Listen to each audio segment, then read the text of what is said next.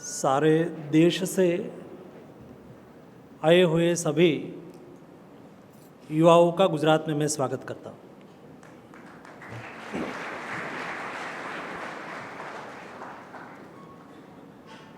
दोस्तों, आज हमारा स्वागत किया गया एक अच्छी वीणा से। एक हमारा ट्रेडिशनल वाद्य है, लेकिन उसमें सब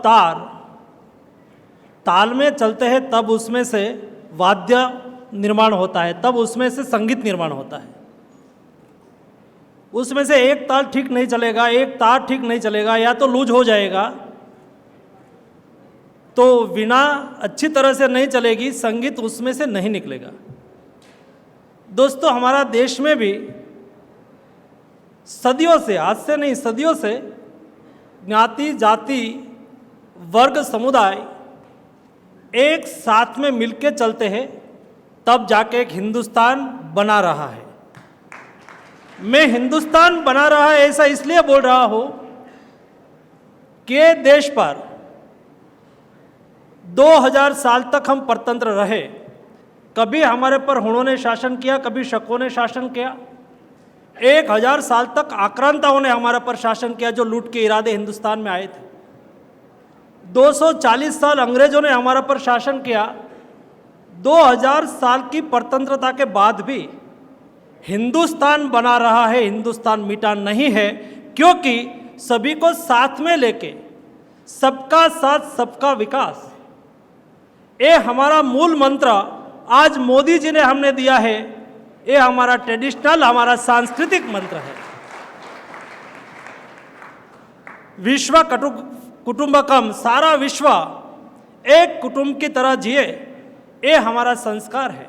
और इसलिए ये देश में जब आज नेशनल सिक्योरिटी की बात हो रही है, एनआरसी की बात हो रही है, मैं बताना चाहता हूँ, ये देश में ईरानी आए थे। जब इजराइल में समस्या खड़ी हुई और मजहब के आधार पर डिस्क्रिमिनेशन हुआ, तब यहूदी भी ये देश में आए। ये देश में सुजान बंदर पर पारसी लोग आए थे। और ये देश में जब मिल्क में शक्कर मिल जाती है, ऐसे मिल के हिंदुस्तान में रहे।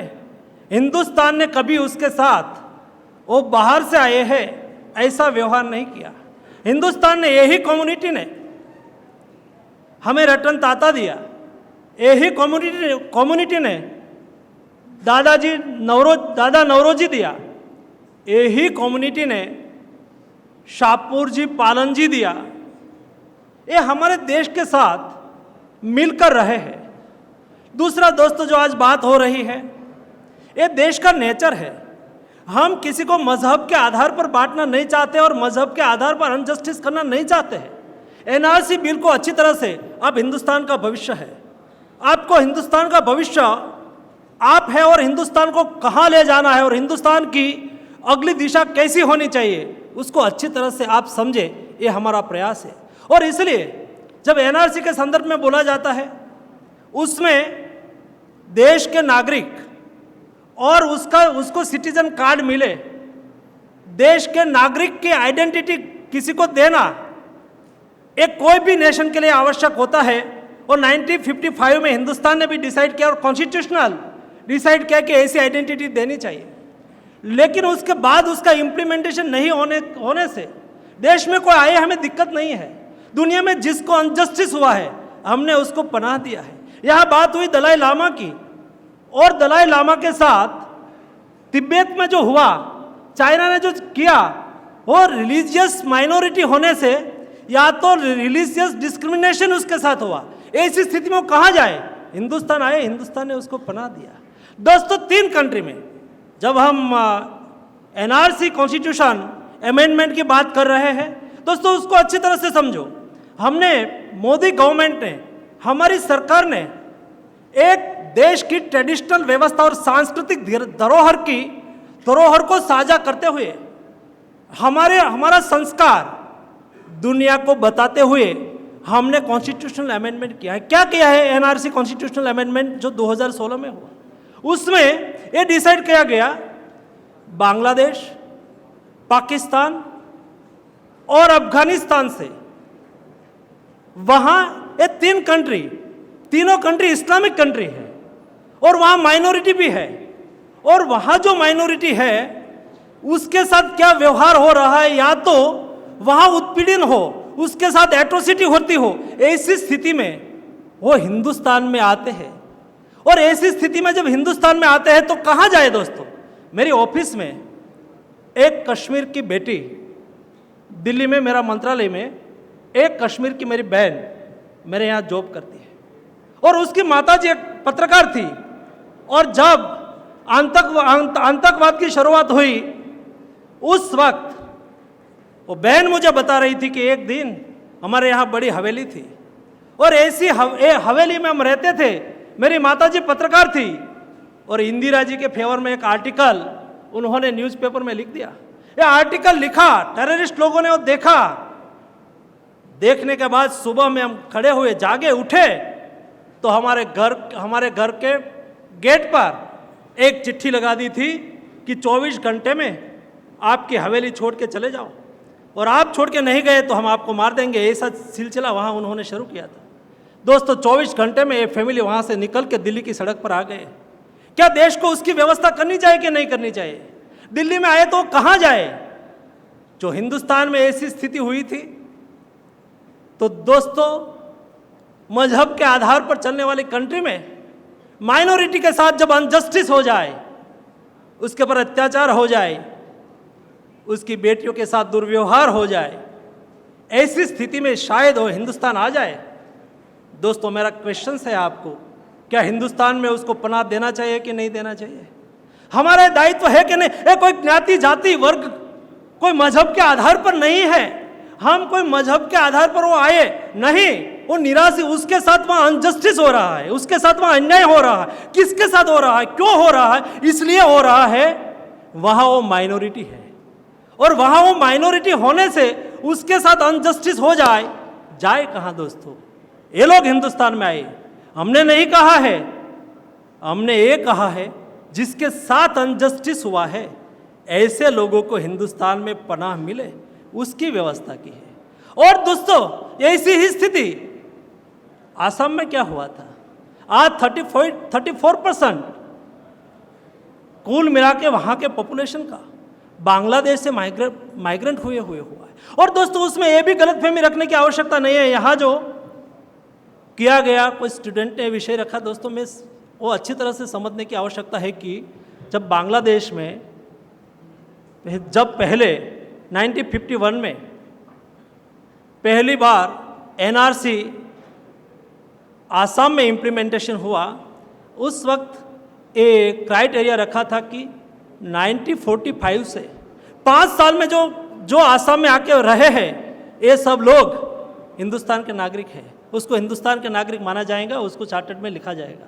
दूसरा, जब 1971 में, जब 1985 में एक वहाँ एक बहुत बड़ा लंबा आंदोलन आसाम गण परिषद और स्टूडेंट लोगों ने चलाया, जब घुसपैठी बांग्लादेश के सामने एक्शन लेने के लिए, या तो उसके सामने उन्होंने बड़ा जंग लड़ा, और बाद में कोड हुआ था, एक समझौता हुआ था, उसमें कहा था कि हम फिर से सिटीजन चार्टर तैयार करेंगे, हम देश की आसाम के एनआरसी को काउंट करेंगे, और बाद में पीआईएल हुई और कोर्ट ने कहा कि फिर से काउंट करो।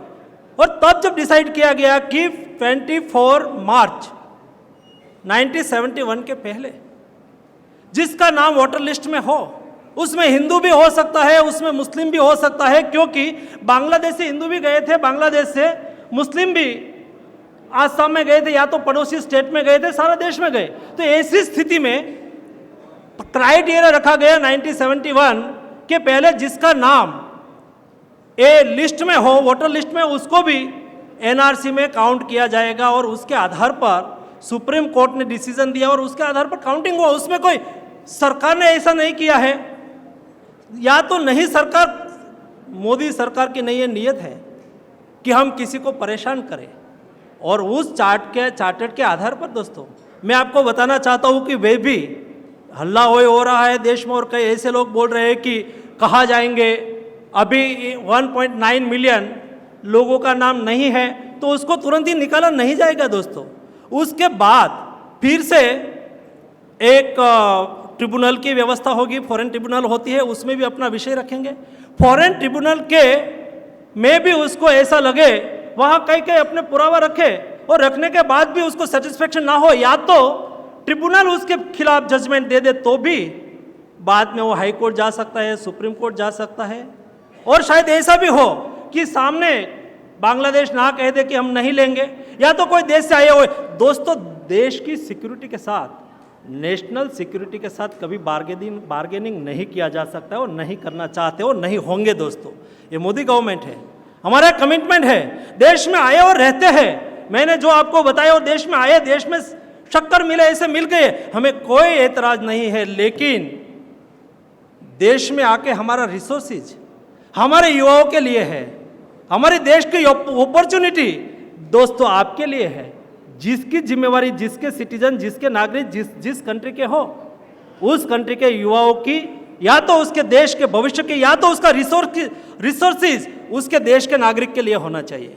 ये हमारे देश के युवाओं के लिए, हमारे देश के भविष्य के लिए हमारा एक कमिटमेंट है कि हमारा रिसोर्सेज हमारे देश के भविष्य की पीढ़ी के लिए उपयोग हो। और इसलिए देश में कमिटमेंट के साथ काम करना, देश की सिक्योरिटी के सामने, और ऐसा ही हम डिसीजन लेते हैं ना। ऐसा नहीं होता है दोस्तों, जब आप पॉलिटिकल रीजन से तो डिसीजन पॉलिटिकल लोग लेते रहते हैं।